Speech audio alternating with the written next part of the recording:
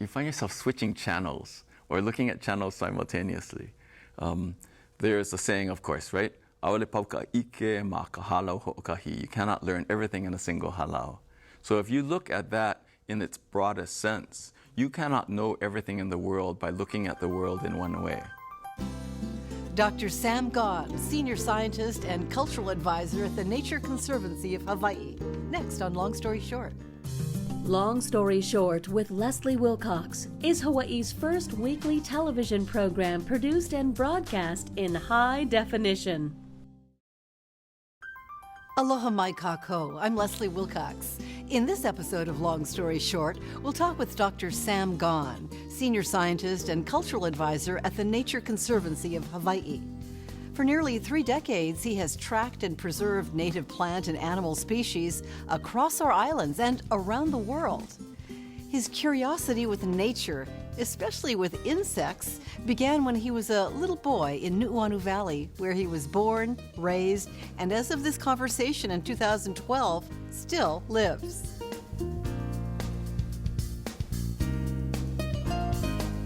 Nu'uanu is an amazing place to be, and the ridge in particular. I'm a mountain person. I like being up in the mountains.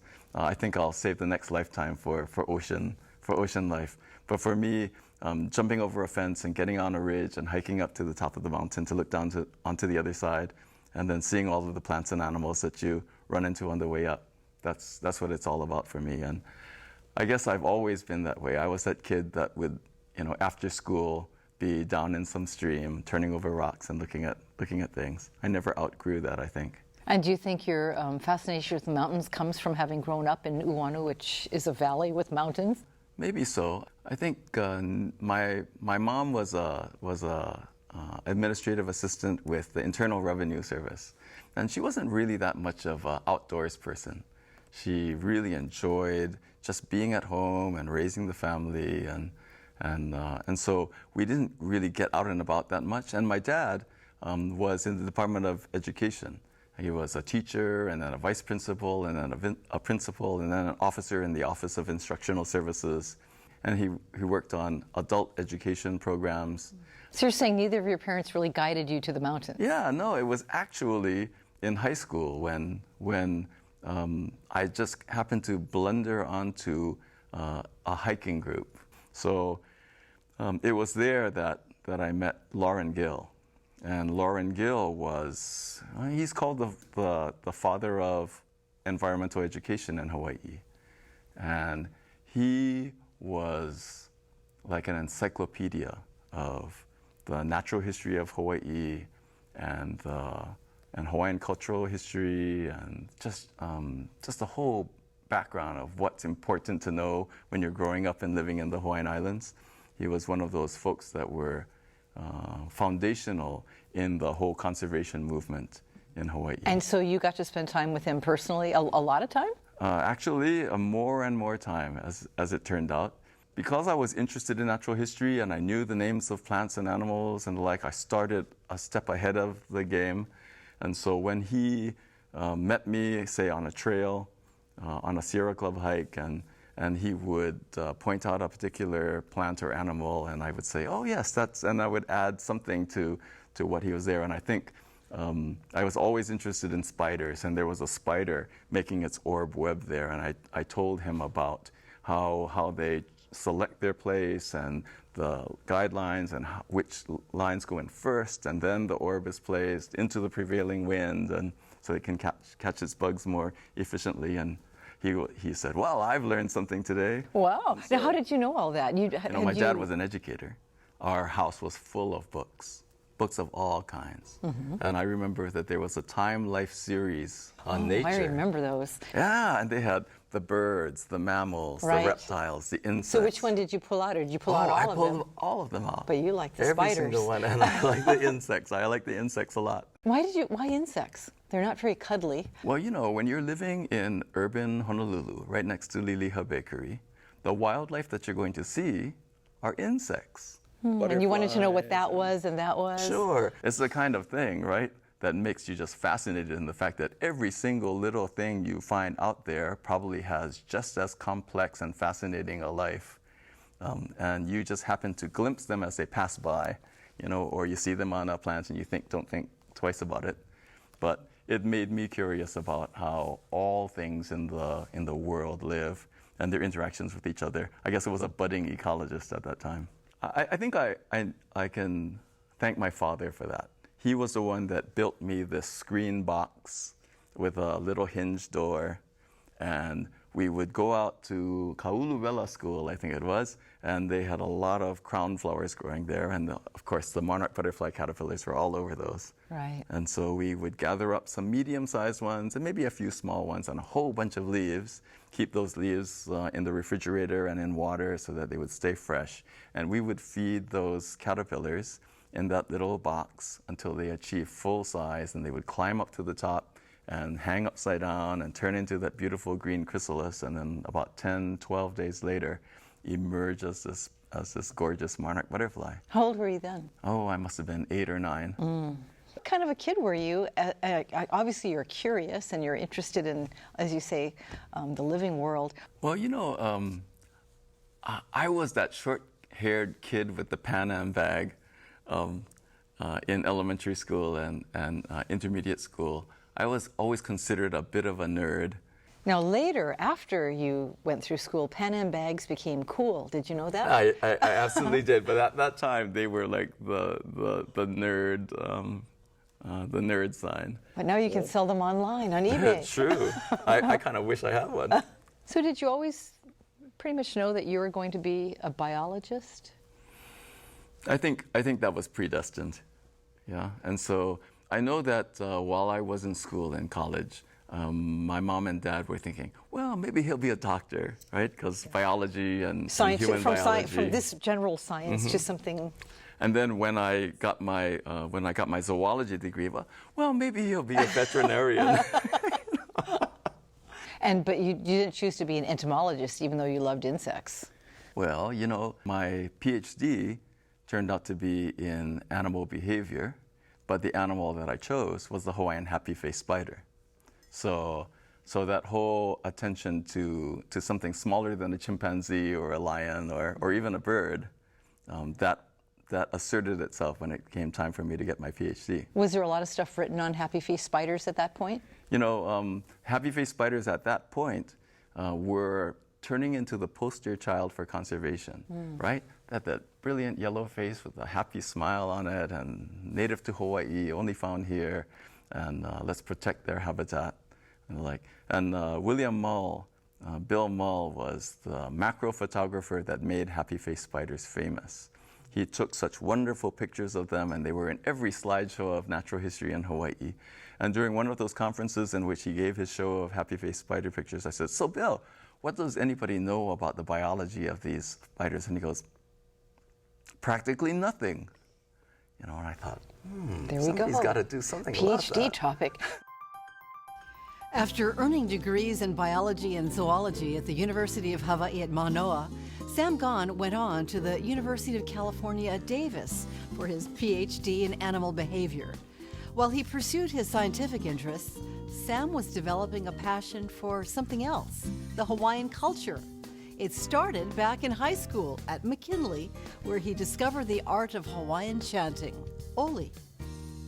Auntie Edith Kanakaole, who was a friend of Mrs. Kaulili, who was our choir teacher. I never took choir, but because Auntie Edith and Mrs. Kaulili were good friends, Mrs. Kaulili arranged for a surprise assembly of the whole school, and for an hour, Halau o Kekuhi came and did a whole hula kahiko section with chants and dance. And, think about it, this is 1971, and men dancing hula and hula kahiko were just, nobody was doing that.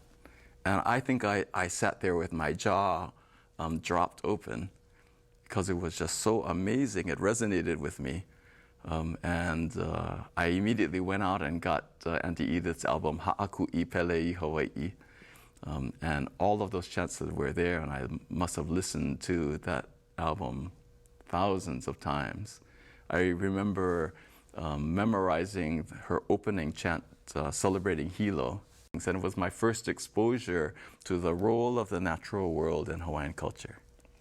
So when I graduated, one of the things that I did at UH was take Hawaiian language. I took my first hula lessons at UH, and I was fortunate that at that time, Ho'oulu Canberra was teaching hula there. And that was the heady days of the Hawaiian Renaissance.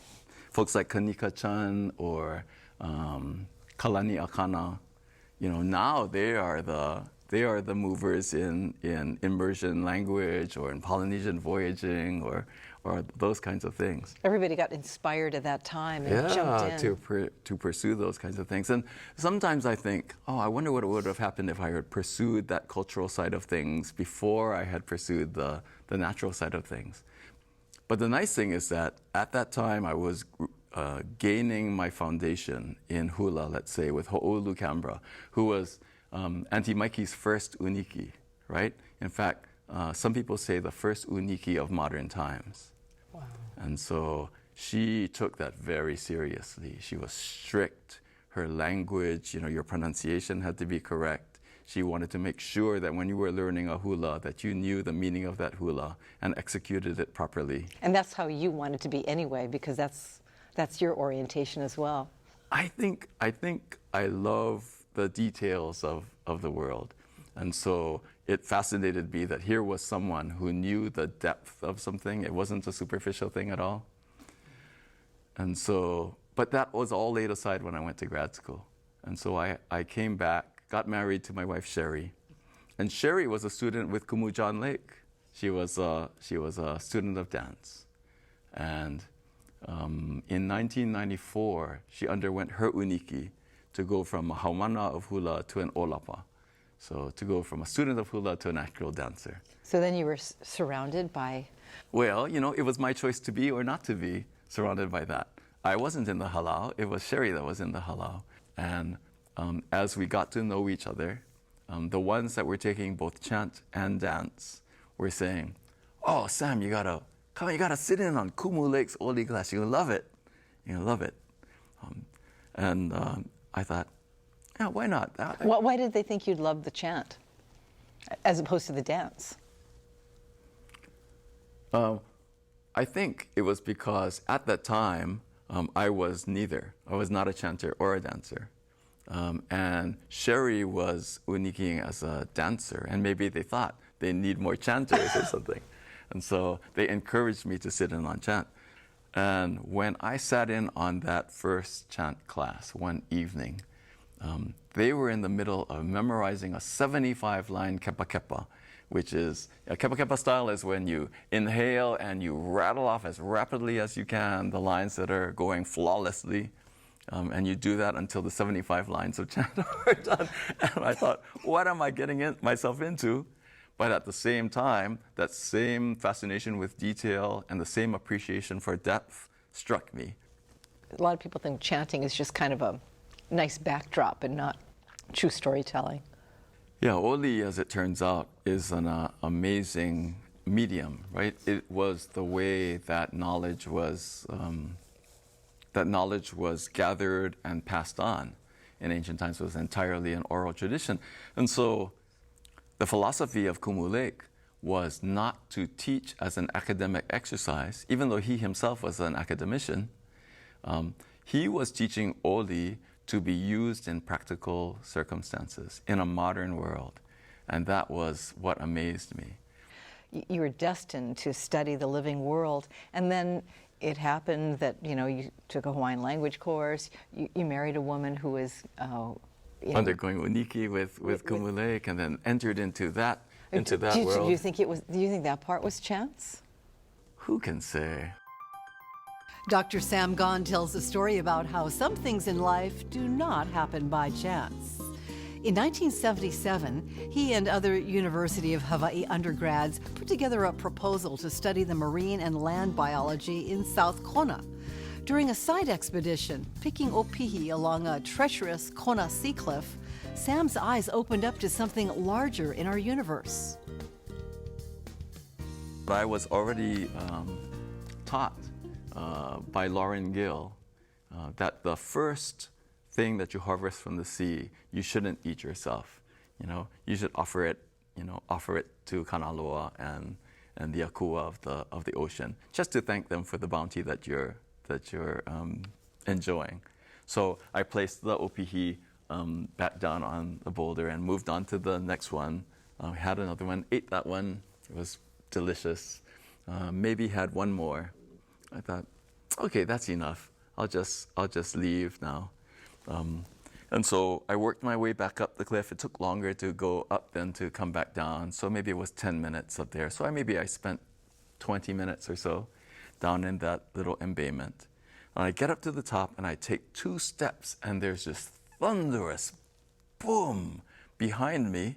And then the sun that had been beating down all that morning was darkened by the shadow of the white column of water rushing up out of that embayment. And then the next moment I was bent over with the huge amount of water that was pouring down on my head and back. And after that passed and the water was rushing back down into the bay, I turned and walked back to the edge, and that whole bay was just this roiling cauldron of white water. Couldn't even see the boulders where I had been a moment before, and I thought to myself, if I was down there when that wave hit, they probably wouldn't even find me. You would have been flung up and then down. Back down, and who knows? Well, I certainly would have been killed, And I thought to myself then, even then, I thought, who held that back, while I was down there, being a complete idiot, hiking by myself along a dangerous seacoast, going down and enjoying an opihi or two, but taking the time to respect the resources and put my first opihi down as an offering, and then waited for me to leave before that first wave. I wonder how often the intervals of that force is. 20 minutes? No way, right? I mean, normally when you're counting waves, it's not a 20-minute interval. But for one reason or another, that occurred. I don't know how many times I've been saved in the mountains by ulu hayfern or various other things. But even in those days, even though Lauren Gill was not a person couched in oli or in the ancient Hawaiian prayers or the like, he did instill a deep sense of respect for the land and attentiveness to what's going on in the world around you. And in my training with Kumu Lake, you learn that every single living plant and animal is a kino, is a physical manifestation of one or more of the Hawaiian akua. Some of those are well known to people, right? Lehua, when you think of Lehua, you think of Pele, you think of the god Ku. The ohia tree is a physical manifestation of that major god of war and governance, and even of Laka. But whether you know them specifically or not, when I find myself out in the middle of native forest, even if I'm by myself for a moment, I don't feel alone at all. You feel surrounded by, that uncountable presence. Yeah, how do you put that together in your scientist's mind? Head and na'au. You find yourself switching channels or looking at channels simultaneously. There's a saying, of course, right? Aole pauka ike ma ka halau ho'okahi. You cannot learn everything in a single halau. So if you look at that in its broadest sense, you cannot know everything in the world by looking at the world in one way. So you can get a PhD in conservation biology or in animal behavior, but that doesn't allow you to understand the world fully. And you should not feel that any one, even general school or approach might be sufficient to understand the world sufficiently. So to approach from a traditional Hawaiian perspective and to approach from a Western scientific perspective is easy for me, actually. So, yeah, and you never were told you have to choose. What are you, Sam? That's probably the saving grace, right? My wife says, so are you the chanter ecologist or the ecologist chanter? you know? And so it's like, why can't I be both simultaneously? As senior scientist and cultural advisor at the Nature Conservancy of Hawaii, Dr. Sam Gon works up close with two of his life's passions, science and culture. At the time of this conversation in 2012, Sam has been with the Conservancy in various positions for over 25 years. He's traveled the world to study and protect our planet's species and habitats. One of these places, Palmyra Atoll in the Pacific, is under the protection of the Conservancy and the U.S. Fish and Wildlife Service. For decades, the atoll was infested with non-native rats. After several unsuccessful attempts, a Palmyra restoration project in 2011 did the job. The rat control program, the very first attempt at rat control was underway at the very first time that I went to Palmyra. And it was amazing to see the response of the ecosystem there. The return of certain plants, the seedlings were growing, the giant coconut crabs, meter wide, you know. Oh, I'd And love that's to see them. Yeah, 1 meter wide invertebrate, you know, that's from here to here on this table with the body in between. They're so large that when, you know, crabs do that little movement, you can hear them because they're so big. They make this sound from wherever they're hiding in the underbrush. They were in the middle of that, and it failed ultimately because they got 99% of the rats, but there were a few in the tops of the coconut trees that did not take the bait stations that are on the ground. And so in just the course of a few years, rats being rats, their population just resumed back to pre-control. What was the extermination like this time? This time they went down to the forest floor, to the canopies of the middle, and then the highest canopies. They put baits. They put baits at all levels. And it's been over a year now, and there's still zero sign of rats. And so at 2 years, they're going to say, we're successful. So what do you do with the bodies when you don't want other animals to eat them? I have to say, there were very few animals there that would eat them, because, you know, there aren't any larger animals, no feral cats or anything. There was just 1 or 2 domestic dogs at the camp. The only thing that would eat them are these giant coconut crabs. And did they? And they are not affected by the poison. It's a vertebrate poison. So they weren't affected at all. So when I was visiting Palmyra, I was taking pictures of things, and I was backing up to take a picture, and someone said, Sam, you need to just stop right where you are and turn slowly to your right. And so I turned to my right, and there was this huge coconut crab in the branch eating a rat. And now, do you eat the coconut crab?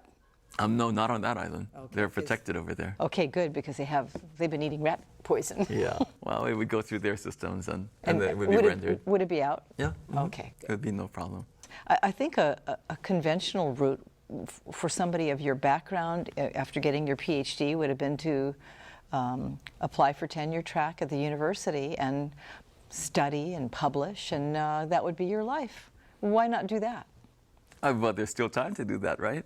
I mean, after I was hired at the Bishop Museum, that was a soft money thing. It was a finite project, and so it was over in about a year's time. And so at the end of that, the Bishop Museum was kind of like scrambling to figure out how we're going to keep Sam on the staff here. And I was attending a conservation conference, and someone tapped me on the shoulder and said, "How would you like to be ecologist for the Nature Conservancy of Hawaii?" And I thought to myself, just at that moment, I could spend 1 to 3 years with an NGO and then go back to the University of Hawaii. I had already applied for and gotten funding for a postdoc position in the entomology department at UH. So I was already thinking, yeah, that's where I'm going to wind up. But taking on that position at the Conservancy meant that I had to give up that postdoc. We put out an ad in Science, the journal, and asked to find someone willing to take on that postdoc to continue study of happy-faced spiders. And Rosie Gillespie came over and took on that thing, and now she has emerged as one of the leading spider biologists in the Hawaiian Islands. So it's great that my need to leave that allowed for someone else to come in and carry that on. There's something to be said for sticking with it and growing with it. Yeah, certainly with an organization as flexible as a conservancy that values the talents of their employees and tries to maximize whatever abilities that they might have. So I've always appreciated that. It'll probably keep me with the Conservancy until I retire from that. And then maybe I'll consider a position at the Then somebody will University of tap you on the shoulder or send you something in the mail, and off you'll go again. I'll go again, but I don't look forward to that anytime soon. In the meantime, thank you, Dr. Sam Gon, for sharing your long story short with us. And thank you for watching and supporting PBS Hawaii. I'm Leslie Wilcox. Ahui ho kako. For audio and written transcripts of this program and all episodes of Long Story Short with Leslie Wilcox, visit pbshawaii.org. You've won an award for this website, which you do for fun. Yeah. And you have a trilobite of the month. That's right. Trilobites are fascinating to me because they are the most diverse, completely extinct animal. When you think about fossils, you think about dinosaurs. And there might be 250, 270 different described species of dinosaurs. There are over 20,000 described species of trilobites. Everything from tiny little minute things that you can barely see all the way up to a huge trilobite that's nearly a meter. So the fossil record is terrific. Their fossil record, because they lasted from over 500 million years ago to 300 million years ago, they have a 200 million year span. They're found on all continents. New ones found every single year. Thus, every month, another trilobite of the month. You could do that for 1,000 years and not run out of trilobites to do, right?